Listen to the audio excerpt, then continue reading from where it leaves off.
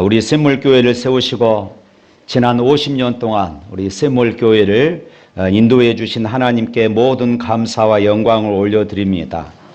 샘물교회는 하나님의 은혜 가운데 지금까지 성장해 왔습니다. 이제 금년이 50주년이지만은 앞으로 50년 또 100년을 기대합니다. 그렇다면은 우리가 설립 50주년 그저 50주년 이것만 생각할 것이 아니라 그러면은 앞으로 우리 교회의 모습, 앞으로의 나의 모습은 어떤 모습이 될 것인가? 앞으로 우리 교회가 어떻게 살아가야 할 것인가? 이 땅에 있는 모든 교회들은 하나님의 뜻을 받들고 그것을 순종하며 하나님의 기뻐하시는 그런 일을 하는 그런 생명의 공동체입니다. 그렇다면 우리 설립 50주년을 맞는 우리 샘물교회의 모습이 어떻게 하나님께 보여지면 좋을 것인가? 저는 그런 고민들을 지난 1년 동안 해왔습니다. 그러다가 데살로니가 교회를 묵상하게 되었습니다. 그리고 이 데살로니가 교회를 통하여서 우리 교회의 모습이 이런 모습이 되었으면 좋겠구나. 오늘 나의 모습이 이런 모습이 되었으면 좋겠구나. 그래서 오늘 제목이 이런 교회 되게 하소서 이렇게 잡았습니다. 데살로니가 교회는 사도 바울이 2차 전도 여행 때 세웠습니다. 이 데살로니가서는 바울 사도가 데살로니가에 보낸 편지인데 신약 성경 가운데서 최초로 쓰여졌다고 그렇게 알려져 있습니다. 서기 50년경에 기록되었으니까 예수님께서 십자가에서 죽으시고 부활하시고 나서 한 20년 후에 이 데살로니가 서신이 기록되어진 것입니다. 바울 사도는 평생 3번의 전도 여행을 다닙니다. 1차 전도 여행지는 지금의 티르키예, 터키지요. 성경에서는 소아시아라 이렇게 소개가 되는 지역입니다. 1차 전도 여행 기간이 1년 정도 짧았기에 바울 사도는 그때 세워진 교회들, 이 소아시아에 세워진 교회들을 다시 순회하고 방문할 이런 계획으로 2차 전도 여행을 떠납니다. 그런데 2차 전도 여행 그 길이 자꾸만 막히는 것입니다. 풀리지 않는 것이에요. 그러던 중에 꿈에 환상 중에 마게도냐 사람, 이 마게도냐는 그리스의 북부 지역이거든요. 이 마게도냐 사람이 꿈에 나타나서 환상 가운데 우리에게 와서 우리를 도와달라, 건너와서 우리를 도와달라 하는 이런 음성을 듣게 되어집니다. 하나님께서 그 환상을 통하여 바울 일행을 그리스로 그렇게 인도하셨던 것입니다. 그렇게 해서 복음이 유럽으로 건너가게 된 것입니다. 사람이 마음으로 자기 길을 계획할지라도 그 걸음을 인도하시는 분은 하나님이십니다. 할렐루야. 하나님은 당시 세계의 중심인 로마 제국 전체에 복음을 전할 이런 계획을 가지고 계셨던 것입니다. 그래서 유럽 마게도냐 지방의 첫 성인 이 빌립보 성에 이제 바울 일행이 도착하게 되어집니다. 바울과 실라는 빌립보에 들어가 복음을 전하다가 관청에 체포되어져서 매질을 당하고 감옥에 갇히는 고초를 겪게 되어집니다. 이런 폭력을 당하면 내가 당장 사역을 포기하고 싶을 것입니다. 하나님의 인도하심을 받고 이곳에 왔다면 일이 잘 풀리고 부흥의 역사가 좋은 일들이 일어나야 될 것인데 잘 되지 않는 것입니다. 막힌 것입니다. 고난을 겪었어요. 이런 바울의 고난 중에도 누디아라는 여성 사업가와 그리고 빌립보 감옥의 이 간수장을 중심으로 빌립보 교회가 세워진 줄로 믿습니다. 그 후에 바울과 실라는 데살로니가로 들어가서 복음을 전해요. 사도행전에 보면은 바울 사도가 3주 정도 거기에서 유대인들이 회당에 들어가서 복음을 전했다고 기록하고 있어요. 그리고 사도행전 17장 4절에 보면은 이렇게 그 결과가 나와 있습니다. 다 같이 한번 읽어볼까요? 그 중에 어떤 사람 곧 경건한 헬라인의 큰 무리와 적지 않은 기부인도 고난을 받고 바울과 실라를 따르나 이렇게 전하고 있습니다. 헬라인 중에 유대교로 개종해서 경건하게 하나님을 믿었던 사람들이 바울이 전한 이 복음을 듣고 예수님을 믿기 시작했다는 것입니다. 이번에는 순탄하게 교회가 세워지는 것 같았습니다. 그런데 이 일이 이렇게 되자 누가 싫어하겠습니까? 유대교에서 기독교로 개종하는 사람들, 이들을 바라보면서 유대인들이 싫어했던 것이에요. 그래서 유대인들이 시기가 나서 불량배들을 매수해서 큰 폭동을 일으키고 바울을 죽이려고까지 했던 것입니다. 결국 믿은 지 한 달이 안 된 데살로니가 성도들을 두고 바울은 그곳을 피해서 이제 남쪽 고린도로 피신해 왔던 것입니다. 그러니 바울이 이 데살로니가 교회에 대해서 얼마나 애틋한 마음이 있겠습니까? 쉽게 말하면 교회를 낳아놓고 젖을 먹여야 하는데 먹이지 못하고 돌아온 어미의 심정인 것입니다. 그렇다고 유대인들 때문에 가서 볼 수도 없었습니다. 그래서 바울은 디모데를 그곳에 보내게 되어집니다.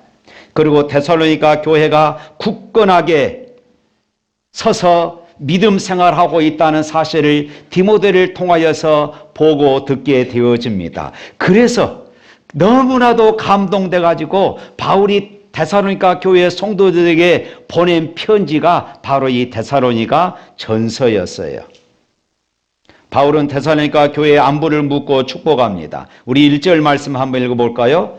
바울과 실로아노와 디모데는 하나님 아버지와 주 예수 그리스도 안에 있는 데살로니가인의 교회에 편지하노니 은혜와 평강이 너희에게 있을지어다. 우리는 무덤덤하게 이 말씀을 읽지만은 지금 이 편지를 쓰고 있는 사도 바울은 얼마나 감동적이고 감격이 있는지 몰라요. 개최한 지 3주 만에 그곳에서 쫓겨났습니다. 성도들이 걱정이 돼요. 몇 해지 않는 이제 신앙을 막 시작한 사람들이 어떻게 교회를 지키고 어떻게 믿음을 지켜나갈까 걱정이었습니다. 그런데 디모데를 통하여 들려오는 소식을 들어보니까 말할 수 없는 감격적인 신앙생활을 하고 있다는 것이었어요. 그래서 바울의 이 말은 우리는 지금 무덤덤하게 이 글을 읽지만은 바울의 심정은 굉장히 뜨거웠던 것이에요. 그들이 하나님 아버지와 예수 그리스도 안에 있다는 것을 확신했습니다. 하나님 아버지와 주 예수 그리스도 안에 있는 데살로니가인의 교회에 편지하노니 지금 이렇게 말하고 있잖아요. 사랑하는 성도 여러분, 우리도 마찬가지입니다. 때는 우리가 가난하고 연약하고 세상 사람들이 인정해 주지 않지만은 기억하십시오. 오늘 저와 여러분은 하나님과 예수 그리스도 안에 있음을 믿습니다. 우리가 하나님 안에 있을 때에 은혜와 평강의 복이 있는 것입니다. 할렐루야. 그리고 디모데로부터 들은 데살로니가 교회 성도들을 칭찬합니다. 3절 말씀 읽어봅니다. 너희의 믿음의 역사와 사랑의 수고와 우리 주 예수 그리스도에 대한 소망의 인내를 우리 하나님 아버지 앞에서 끊임없이 기억한다. 이어서 4절 말씀 보면은 또 이렇게 말합니다. 하나님의 사랑하심을 받은 형제들아 너희를 택하심을 아노라. 데살로니가 교회가 하나님의 택하심을 받았다고 이렇게 지금 말하고 있어요. 데살로니가 교회의 믿음의 역사와 사랑의 수고와 소망의 인내가 바로 그들이 하나님의 택함을 받았다는 그런 증거라는 것이에요. 우리가 하나님의 자녀인지 아닌지 역시 바로 이 증거로 알 수 있다는 것입니다. 사랑하는 성도 여러분, 여기서 우리가 점검할 것이 있습니다. 우리는 흔히 예수 믿으면 구원받아 천국 간다고 그렇게 믿고 있습니다. 그런데 여러분 잘 생각하셔야 할 것이 예수님을 믿음 이것이 무엇을 의미하는지입니다. 예수님을 믿는다고 하면서 내 삶의 믿음의 역사, 사랑의 수고, 소망의 인내가 없다면은 그 믿음은 가짜라는 것이에요. 그 믿음으로 우리가 천국까지 못한다는 것입니다. 예수님을 믿는다고 하면서 내 삶에 변화가 없고 내 인격에 변화가 없고 내 말에 변함이 없다면은 이 시간 여러분 자신을 냉철하게 이 말씀에 비추어서 점검해 보시기를 바랍니다. 그 믿음은 가짜라는 것이에요. 행함이 없는 믿음은 가짜입니다. 그 믿음으로 구원받았다고 우리가 할 수가 없는 것이에요. 구원받는 믿음은 세 가지가 나타납니다. 믿음의 역사, 사랑의 수고, 소망의 인내입니다. 이 데살로니가 교회와 성도들에게 이 세 가지 증거가 있었고 바울은 이것을 통하여서 너희가 하나님의 택하심을 아노라 이렇게 지금 확신하고 있는 것입니다. 먼저 믿음의 역사입니다. 번역하면은 믿음은 일한다 그 말이에요. 믿음은 일한다. 다시 말해서 반드시 행함이 따른다는 것이에요. 믿는데 그 믿는 것에 대한 행동이 뒤따르지 않는다면은 그 믿음은 죽은 것이거나 아니면은 심각하게 병든 것입니다. 하나님의 행하신 것을 믿는다면은 내 행동에 변화가 있어야 합니다. 그런데 우리가 평생 신앙생활 하면서 내 말이 변화되지 않습니다. 내 인격이 변화되지 않습니다. 내 삶에 변화가 없어요. 사랑하는 성도 여러분, 자격 없는 나를 은혜로 구원하신 것을 믿기 때문에 우리가 그 은혜를 생각하면은 우리는 저절로 변화될 수밖에 없어요. 주님이 기뻐하신 일을 그래서 하고 싶은 그런 소원들이 내 안에서 일어나는 것입니다. 믿음은 우리로 하나님이 기뻐하시는 선한 일을 하도록 움직이게 합니다. 이것이 바로 믿음의 역사입니다. 다음으로 사랑의 수고입니다. 사랑은 무엇이라고 정의하십니까? 사랑은 달콤하고 사랑은 짜릿한 것이기보다는 여러분 사랑은 노동이고 아픔과 대가가 따르는 것입니다. 여러분 사랑은 기꺼이 수고하게 만드는 것입니다. 청소년들을 그리고 청년들을 자녀로 둔 부모들을 또 이미 자녀들이 다 성장했지만은 자녀들이 청소년기를 보냈던 그 부모들을 다 기억하실 것입니다. 사랑스러운 구속도 있지만은 어느 날은 열받아서 뒤지게 두들겨 패고 싶은 그런 때가 여러분 한두 번이 아니었지 않습니까? 저만 그랬어요? 목사가 나쁜 목사입니까? 이것이 다 우리 부모들의 마음이잖아요. 그럼에도 불구하고 여러분 사랑은 포기하지 않습니다. 사랑은 포기하지 않는 것이에요. 끊임없이 부모는 자녀를 위해서 눈물을 흘리면서 자녀가 바른 길에 설 수 있도록 기도하는 것이 바로 부모의 사랑인 것입니다. 이처럼 사랑은 포기하지 않고 수고하게 하는 것입니다. 사랑하는 성도 여러분, 사랑에는 수고가 있어야 합니다.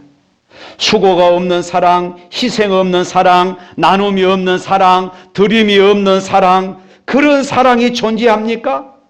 그런 사랑이 있다고 말하는 사람이 있다면 그가 하는 말은 거짓말일 것입니다. 수고하고 때로는 부담되고 때로는 손해보고 때로는 희생하고 때로는 나누고 드림이 없는 것은 아무리 천사의 말로 포장한다 할지라도 사랑이 아닙니다. 하나님을 사랑하십니까? 그렇다면 하나님을 위해 여러분 무슨 수고를 하고 계십니까? 어떤 희생을 했습니까? 교회를 사랑하십니까? 교회를 위해 무슨 수고를 하셨습니까? 무슨 짐을 나누어지시고 무슨 손해를 져보셨습니까? 바울이 데살로니가 교회에 사랑의 수고를 알고 그것을 칭찬했듯이 주님도 오늘 저와 여러분들의 수고와 희생을 알고 기억하고 계실 것을 믿으시기를 축복합니다. 또한 예수 그리스도에 대한 소망의 인내가 있었습니다. 소망과 인내는 따로따로가 아니라 함께입니다. 소망이 없기 때문에 인내하지 못하는 것입니다. 소망이 있으면 인내하게 되는 것이에요. 여기서 말하는 이 소망은 주님에 대한 소망을 의미합니다. 만약 오늘 우리에게 주님이 다시 오신다는 소망이 없다면 우리는 어떠한 어려움도 참을 수가 없습니다. 지금은 억울하고 견디기 힘든 고통을 당한다 할지라도 공의로 심판하실 주님이 오시는 그날에 대한 소망이 있기 때문에 우리는 오늘 인내할 수 있는 것이에요. 영국 런던에 에드워드 모트라는 사람이 있었습니다. 이 모트는 불신 가정에 태어나서 집안이 가난했기 때문에 어려서부터 이 캐비넷을 만드는 가구 공장에 직공으로 들어갔습니다. 그곳에서 일하면서 이 모토는 늘 불평이었습니다. 열등의식이었어요. 왜 나는 가난할까? 왜 내 인생에게 비참할까? 내 인생이 왜 이런 막노동에서 썩어갈까? 그런 불평과 원망으로 가득 차 있었습니다. 이렇게 살아봐야 언제 저 부자들처럼 내가 살 수 있을까? 절망 속이 그런 살았습니다. 그러던 어느 겨울날 우연히 예배당을 지나가다가 그곳에 들어가서 예배에 동참하게 되고 설교를 듣게 되었습니다. 그때 강력한 하나님의 임재를 경험하게 되어집니다. 그리고 과거에는 내가 내 인생의 주인이었기에 내 작은 힘으로 세상을 살아보려고 몸부림쳤지만은 안 돼서 늘 불평하고 짜증내고 절망이었다는 것을 깨닫게 되고 이제는 하나님이 내 인생의 주인으로 모시고 하나님이 주시는 힘으로 살다 보니까 이제는 소망이 생기고 이제는 일하는 것 자체가 감사가 되었던 것이에요. 불평이 사라지기 시작했습니다.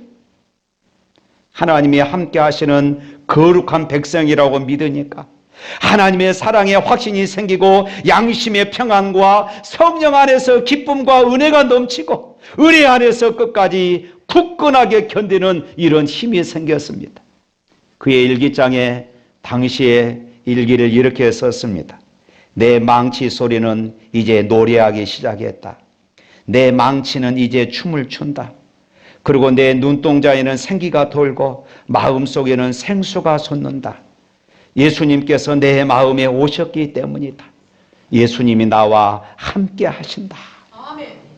하나님이 함께 하신다는 확신이 생기니까 이제는 행복한 일꾼이 되었어요. 아멘. 자기 인생을 비관하며 자기 인생을 불행으로 몰고 갔던 이 소년이 이제는 예수님을 만나고 하나님이 나와 함께 하신다는 확신이 생기니까 감사가 되더라는 것입니다. 아멘. 일하면서 찬송을 부르고 일하는 보람이 생기자 일의 능률도 오르고 그러면서 주변 사람들에게 인정을 받기 시작한 것이에요. 그러다가 나중에 자기가 이제 가구 만드는 공장을 차리게 되었고 물론 여러 번의 실패를 거듭했지만은 결국 그가 성공한 사업가가 되었습니다. 모트는 자기의 인생을 변화시켜 주신 주님께 감사하며 자기 소유의 일부분을 교회에 짓는 데 헌신을 했습니다. 나중에는 목사가 되어서 많은 사람들에게 복음을 전하는 주의 종이 되었습니다. 그러면서 그가 그때 경험을 찬송으로 지었어요. 그것이 우리가 부르는 찬송가 바로 이것입니다. 이 몸의 소망 무엔가 우리 주 예수뿐일세 우리 주 예수밖에는 믿으랴 주 없도다. 다 같이 할까요? 굳건한 반석에 세네 그 위에 내가 서리라 그 그 위에 내가 서리라. 보잘것없는 가구 공장 직공이었지만 살아계신 예수님을 만난 후 예수님에 대한 소망을 품고 인내하니까 결국 그의 인생이 이렇게 성공적인 인생이 되었다는 것입니다. 사랑하는 성도 여러분, 주님의 재림에 대한 소망이 있습니까? 주님께서 다시 오시면 공의로 심판할 줄을 믿습니다. 그리고 주님을 믿는 모든 주의 백성들은 영광스러운 삶을 살 것을 믿으시기를 축복합니다. 따라서 데살로니가 교회 교인들처럼 소망 가운데에서 인내할 수 있기를 바랍니다. 현재 우리가 당하는 이 고난은 장차 올 영광과 좋게 비교할 수도 없기에 지금은 억울하고 때로는 지금 견디기 힘든 고통을 당한다 할지라도 예수 그리스도 안에 있는 소망의 인내는 예수님의 재림을 믿고 세상을 견디게 할 줄로 믿습니다. 이 소망이 없다면 세상에서 이렇게 살다가 죽는 게 무슨 의미가 있겠습니까? 예수님께서 역사의 마지막에 우리를 주님께로 영접해 천국의 모든 좋은 것으로 우리를 선사해 주실 것이 우리의 가슴에 벅찬 소망이 되는 것입니다. 그 소망이 있는 성도들은 이 세상에서 마주치는 수많은 고난과 수많은 역경과 수많은 눈물들을 강하게 견딜 수 있는 믿음이 있음을 믿습니다. 오늘 6절 말씀 또 한번 읽어봅니다. 또 너희는 많은 환난 가운데서 성령의 기쁨으로 말씀을 받아 우리와 주를 본받는 자가 되었으니. 바울 사도가 데살로니가에서 복음을 전할 때에 유대인들이 관청에 고발당한 제목이 무엇이었을까요? 황제의 명을 거역하고 예수라는 임금을 전파했다는 것입니다. 당시에 이 로마 제국은 황제가 신입니다. 그런데 다른 왕, 다른 신을 섬기라고 로마인을 부추기는 것은 황제에게 반역하는 것이었습니다. 예수님이 유일신이시고 왕이심을 믿었으니 이제 갓 태어난, 이제 막 개척되어진 데살로니가 교회의 그 핍박이 얼마나 심했겠습니까? 그럼에도 데살로니가 교회는 그런 고난에 굴복하지 않았습니다. 오히려 성령의 기쁨으로 바울 사도의 복음을 받고 그 믿음을 지켰어요. 이런 신약 성경의 역사들을 보면은 구원의 능력이 정말로 대단한 것을 알게 되어집니다. 죽음도 막지 못한다는 것이에요. 예수님을 믿는 것은 이처럼 평생의 가치관, 세계관이 송두리째 바꿔지는 것임을 믿으시기를 축복합니다. 사랑하는 성도 여러분, 우리도 예전과는 다른 세상의 가치를 두지 않고 우리도 천국을 바라보고 있음을 분명히 믿습니다. 정말로 놀라운 일이죠. 우리 생각이 바뀌는 것 얼마나 어렵습니까? 당시 로마에 속한 나라들은 이 그리스도와 그리스와 로마의 신화에 나오는 수많은 신들을 섬겼습니다. 때로는 사도행전에 보면은 알지도 못하는 신들에게 그들은 경배했다고 말하고 있습니다. 그들은 태어나면서 그것이 종교였습니다. 태어나면서 그것이 그들의 문화였어요. 우리나라도 그러잖아요. 태어나면서 유교와 불교가 우리의 문화고 우리의 종교였어요. 그러지 않습니까? 그것이 그들의 삶의 방식이었습니다. 그런데 오늘 9절 말씀에 보니까 그들은 그 우상들을 다 버리고 하나님께로 돌아와서 살아계시고 참되신 하나님을 섬겼다, 이렇게 말하고 있는 것이에요. 그뿐만 아니라 6절 하반절에 보면은 우리와 주를 본받는 자가 되었으니. 여러분 기억하십시오.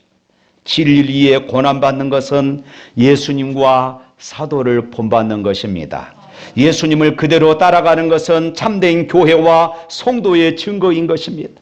이 데살로니가 교회는 그렇게 소문이 났고 다른 믿는 자들에게 본이 되었어요. 우리 7절 말씀 한번 읽어볼까요? 그러므로 너희가 마게도냐와 아가야에 있는 모든 믿는 자의 본이 되었느니라. 이 마게도냐와 아가야 지역이 어떤 것입니까? 기원전 146년 이후에 이 그리스도를 두 개 주로 나누었어요. 그래서 북쪽은 마게도냐, 남부는 아가야로 불렀습니다. 마게도냐 이 수도, 북쪽의 수도는 데살로니가였고 아가야 이 남쪽의 수도는 고린도였습니다. 그런데 그리스 전 지역에 북쪽에 있는 이 수도 데살로니가 교회의 소문이 전 지역에 퍼졌다고 말하고 있습니다. 바울이 개척해서 3주만 그곳에서 사역했던 교회였습니다. 8절에 이렇게 말해요. 다 같이 읽어봅니다. 주의 말씀이 너희에게로서부터 마게도냐와 아가야에만 들릴 뿐 아니라 하나님을 향한 너희 믿음의 소문이 각처에 퍼져므로 우리는 아무 말도 할 것이 없노라. 사랑하는 성도 여러분, 우리의 믿음의 소문은 어디까지 날쓸까요? 우리 샘물교회의 소문은 어디까지 날쓸까요? 가족과 이웃들이 나를 알아, 나를 본받고 싶어 할까요? 우리가 아무리 책 잡힐 것 없이 빈틈없이 살아도 사람들은 우리를 본받지 않으려고 할 것입니다. 그래, 너 잘났다. 늘 그럴 것이에요. 예수장애들 말만, 입만 살았지. 그러면 믿지 않는 사람들에게 우리가 언제쯤 감동을 줄 수 있을까요? 우리가 예수님을 본받을 때, 내가 예수님의 삶을, 예수님의 인격을 끊임없이 본받으려고 몸부림칠 때에 세상은 우리에게 감동을 받을 것입니다. 그렇지만 우리가 예수님처럼 살기가 참 쉽지가 않잖아요.